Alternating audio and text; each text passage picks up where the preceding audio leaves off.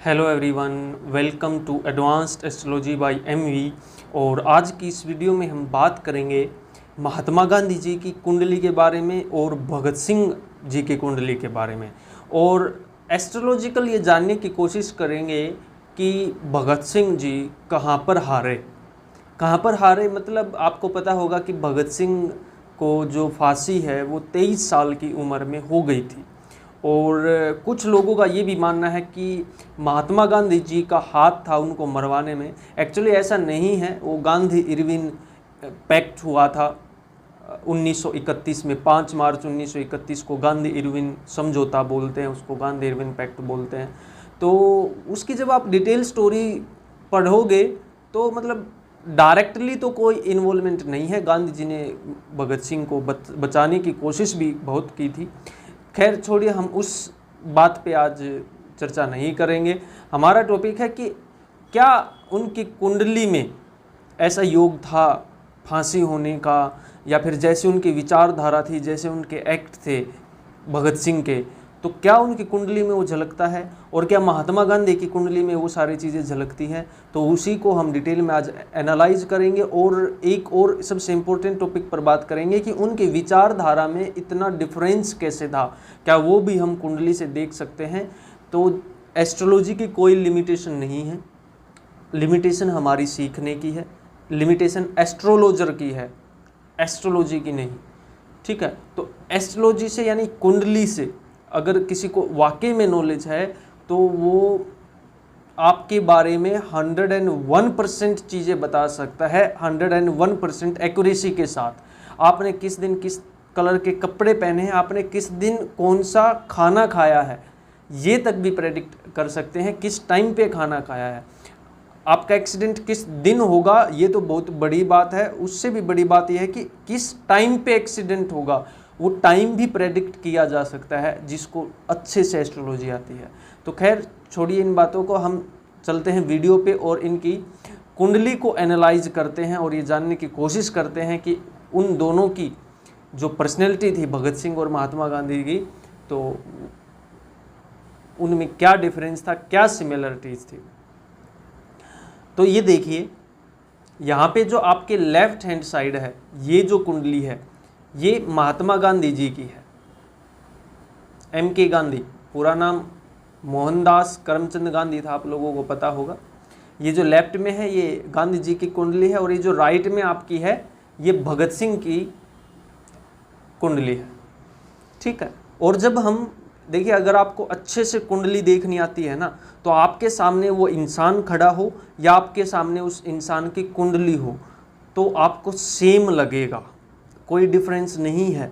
किसी इंसान में और उसके बर्थ चार्ट में कोई भी डिफरेंस नहीं होता, बस आपको देखना आना चाहिए। तो जल्दी से, बहुत ज़्यादा लंबा मैं वीडियो नहीं खींचूंगा, बस जल्दी से हम जो बेसिक बातें हैं उन पे बात करेंगे। हमारा जो कैप्रिकॉर्न हाउस है यानी मकर राशि, जो मकर राशि है आपको पता होगा 10th हाउस है, हमारे कर्म कारक का है। 10th house and Capricorn both are very very important. देखिए, जहां पे भी आपका 10th हाउस जाएगा, फॉर एग्जाम्पल किसी के 10th हाउस में, जैसे यहाँ पे अगर हम गांधी जी की कुंडली देखें तो यहाँ पे कैंसर साइन है, लेकिन फिर भी इस साइन में कैप्रिकॉर्न की कुछ ट्रेड्स होंगी। ठीक है, जैसे भगत सिंह के 10th हाउस में सिंह राशि है, तो यहाँ पे बेशक इसमें सिंह राशि है, फिर भी 10th हाउस है, तो उसमें काल पुरुष कुंडली का ब्लेंडिंग बोलते हैं इसको। काल पुरुष कुंडली हमें ब्लेंड करनी पड़ेगी एक्यूरेसी के लिए। यहाँ पे कैप्रिकॉर्न की कुछ सिग्निफिकेंस यहाँ पे भी मिलेगी, इसलिए हमारा 10th house is very very important, हमारे कर्म से रिलेटेड जुड़ा होता है।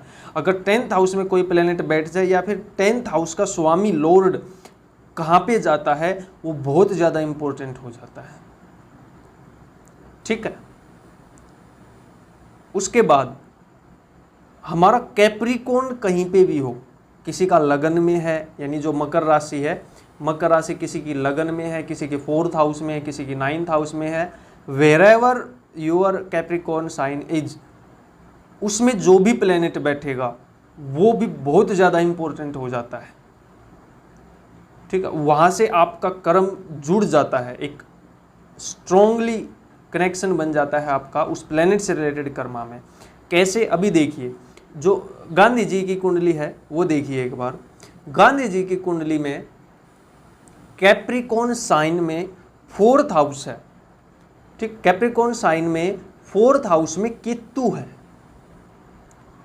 ठीक है। अब इन्होंने काम क्या किया, 4th हाउस हमारी मदरलैंड का होता है, ठीक है, और इन्होंने क्या किया था, मदरलैंड को आज़ादी दिलवाई थी। 4th हाउस में जिसका भी केतु होता है, देखिए केतु का कारक केवल डिटैचमेंट नहीं है, जरूरी नहीं है केतु जहाँ पे जाएगा वो उस चीज़ों से डिटैचमेंट ही देगा, वो उस चीज़ से डिटैचमेंट करवाने वाला भी हो सकता है। फॉर एग्जाम्पल किसी का मार्स एंड केतु एक साथ है तो वो दांत में प्रॉब्लम भी दे सकता है, दांतों को निकलवाने वाला भी हो सकता है, लेकिन वो दांतों का डॉक्टर भी हो सकता है। जिसका मार्स केतु होता है, केतु 2nd हाउस में हो या केतु से 12th हाउस में मार्स हो, तो डेंटिस्ट बहुत अच्छे होते हैं ऐसे लोग, ठीक है। जरूरी नहीं कि हर एक बंदा ही डेंटिस्ट होगा, मैं बस आपको सरफेस लेवल पे चीज़ें समझा रहा हूँ कैसे काम करती है, ठीक है। आपको अगर ध्यान हो, अगर आपने मेरी जो हिटलर वाली वीडियो देखी है, तो अगर आपको हिटलर का चार्ट याद है तो उसका भी 4th हाउस में केतु था, हिटलर का। अब उन्होंने भी क्या किया था, मदरलैंड के लिए बहुत स्ट्रॉन्ग फाइट की थी, ठीक है। वो एक अलग चीज़ है कि उन्होंने 60 लाख लोगों को मारा या जो भी किया उन्होंने, वो एक अलग चीज़, लेकिन किस लिए किया उन्होंने, ठीक है। हमारी नज़र में वो गलत हो सकता है, लेकिन हिटलर की नज़र में तो क्या था, वो अपने देश के लिए लड़ रहा था, अपनी मातृभूमि के लिए लड़ रहा था, ठीक है। तो वो सही है या गलत है उस चीज़ पे हम बात नहीं कर रहे हैं, उसका कर्म क्या है उस पे हम बात कर रहे हैं। तो इसीलिए महात्मा गांधी जी को महात्मा बनाने वाला प्लेनेट केतु है,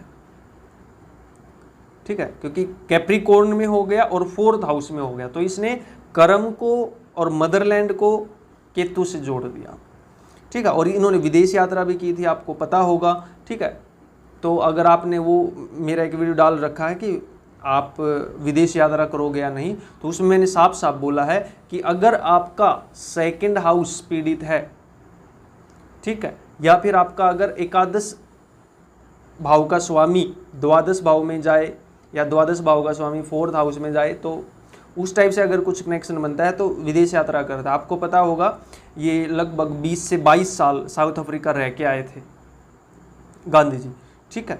ये आई थिंक 1893 में गए थे और 1915 में वापस आए थे, तो लगभग 20 से 22 साल ये साउथ अफ्रीका रह के आए थे, ठीक है। तो फॉरेन का भी, क्योंकि 2nd हाउस में सैटर्न है, फैमिली का जो हाउस है पीड़ित हो गया, तो और 4th हाउस में भी केतु हो गया, खुद का घर भी पीड़ित हो गया, तो इसलिए इनका जो विदेश यात्रा भी हुई थी, ठीक है। तीसरा ये देखिए 10th हाउस में इनका मून एंड राहु है। मून एंड राहु जिसका भी एक साथ होगा, हाईली इंटेलिजेंट बनाता है ऐसे इंसान को, बहुत दूर की सोचने वाला बनाता है ऐसे इंसान को, ठीक है। जब हम भगत सिंह का चार्ट डिस्कस करेंगे ना, तो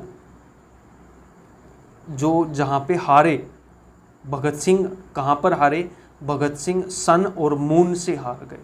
जो भगत सिंह का सूर्य और चंद्रमा जब हम चेक करेंगे ना, और गांधी जी का सूर्य और चंद्रमा चेक करेंगे, वहीं पे सारा डिफरेंस क्रिएट हो गया, ठीक है। और एक कैप्रिकॉर्न साइन, ये बहुत इंपॉर्टेंट, हमारा 10th house Capricorn sign, moon and sun, ये 4 चीज़ें, 2 प्लेनेट 2 हाउस बहुत ज़्यादा इंपॉर्टेंट हो जाते हैं, बहुत ज़्यादा इंपॉर्टेंट, ठीक है। तो यहाँ और यहाँ पे देखिए जो इनका भी सन है वो द्वादश भाव में है, ठीक है।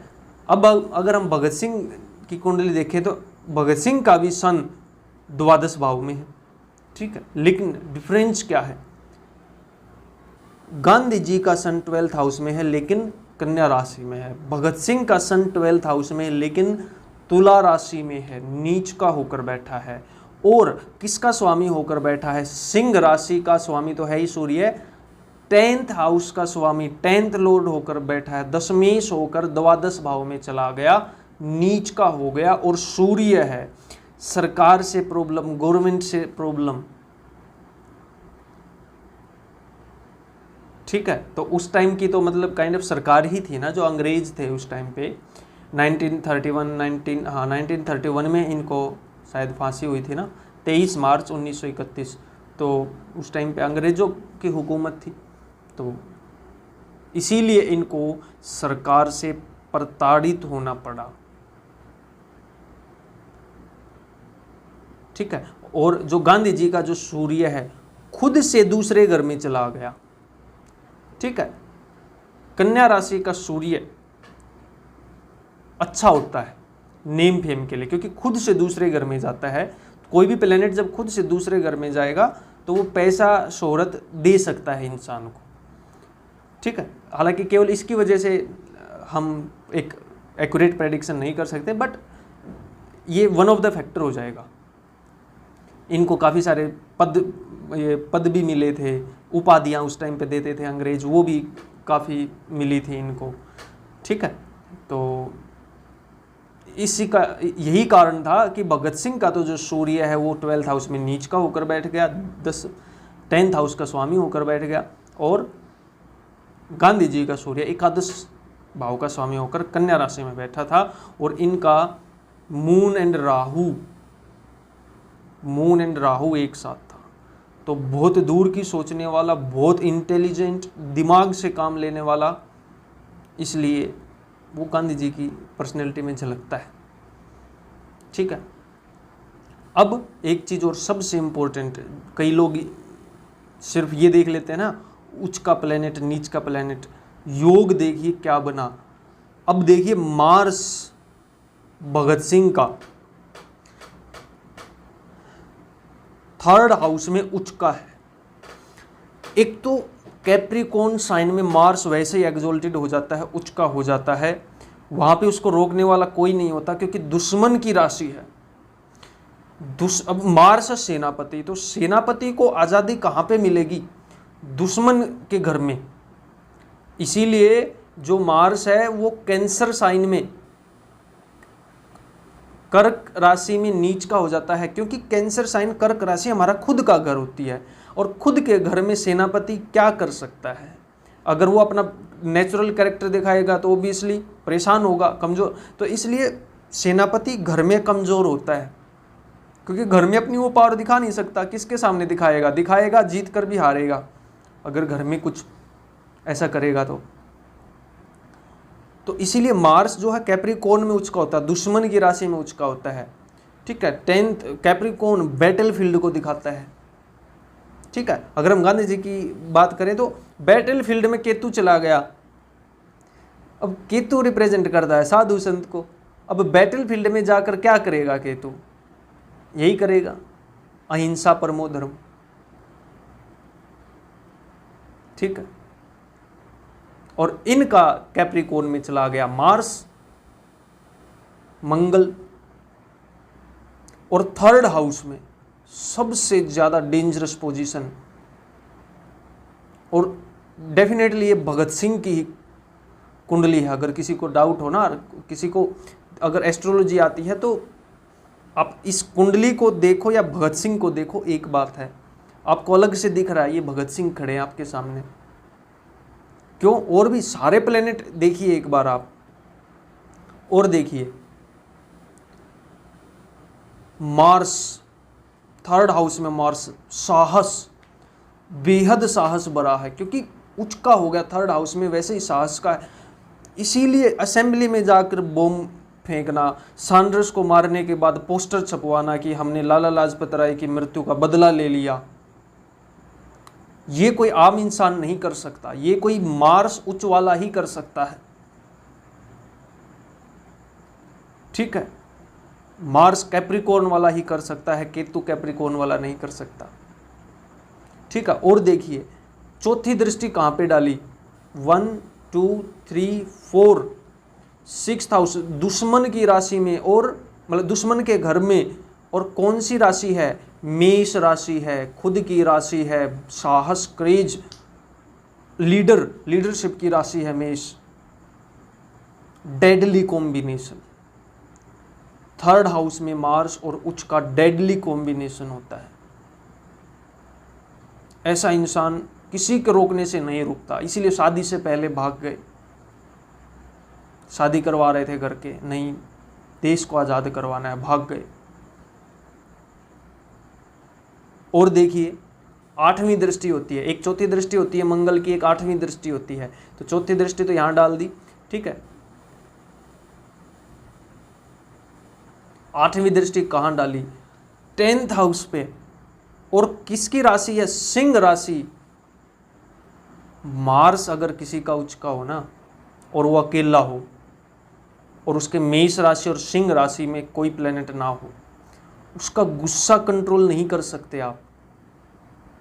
मार्स अगर उच्च का हो तो उसको कंट्रोल करने वाला कोई ना कोई चाहिए, अदरवाइज बहुत प्रॉब्लमेटिक हो जाता है ये कई बार।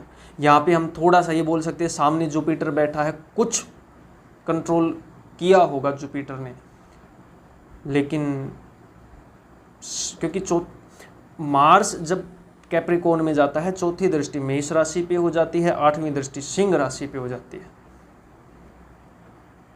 मेष राशि इनकी खुद की है, सिंह राशि परम मित्र सूर्य की राशि है। तो इसलिए भगत सिंह का जो कैरेक्टर था वो इतना जबरदस्त था। इनकी प्लेनेटरी पोजीशन बता रही है, ठीक है। दूर के क्यों नहीं सोच पाए? जैसे महात्मा गांधी का मून राहु के प्रभाव में था, दिमाग से काम लेने वाले, शातिर दिमाग बनाता है, ठीक है। ऐसा नहीं है कि महात्मा गांधी ने सिर्फ अहिंसा, तो चलो अहिंसा के वो पुजारी थे, मैं मानता हूँ, लेकिन ऐसा भी नहीं है कि बहुत बेवकूफ़ इंसान कई बार, मतलब आज आज़ादी मिल चुकी है, इंसान कुछ भी बोल देते हैं गांधी जी के बारे में। मैं स्टिल रिस्पेक्ट करता हूँ, क्योंकि अंग्रेज़ों के टाइम पे इतना बड़ा जन समुदाय साथ लेकर चलना कोई छोटी बात नहीं थी। वो मून और राहु था उनका, तभी पॉसिबल हो पाया है। हाईली इंटेलिजेंट बनाता है मून एंड राहु। और भगत सिंह का मून देखिए कहां पे है, मीन राशि, मुक्ति की राशि, और 5th हाउस में चला गया।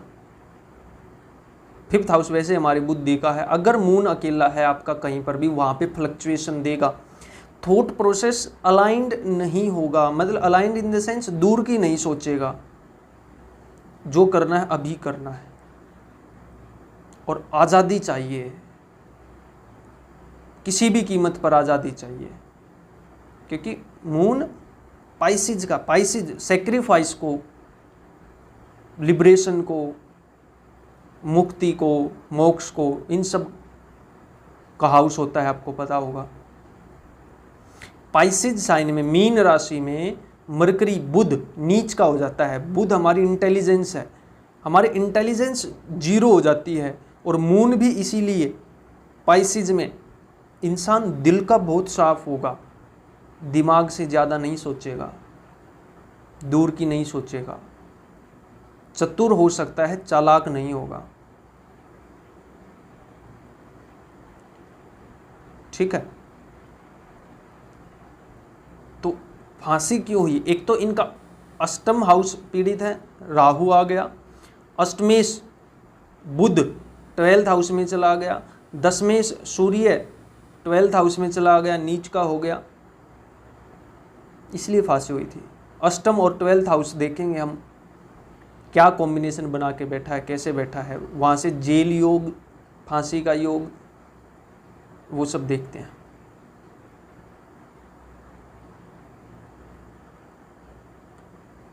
ठीक है, तो ये डिफरेंस था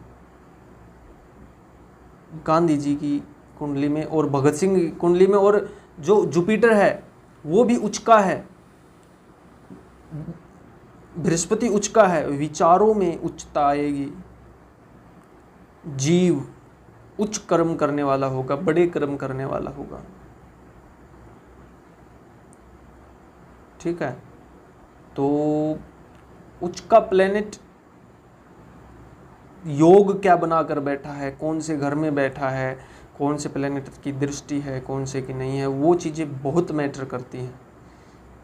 ठीक है, हम केवल ये नहीं बोल सकते उच्च का प्लैनेट बहुत अच्छा है, ये भी नहीं बोल सकते नीच का प्लैनेट बहुत बुरा है। योग क्या बनाया, कौन से हाउस में गया, कौन से प्लैनेट के साथ गया, उसका स्वामी कहाँ पे गया, वो सारी चीज़ें देखनी बहुत ज़्यादा ज़रूरी हो जाती हैं।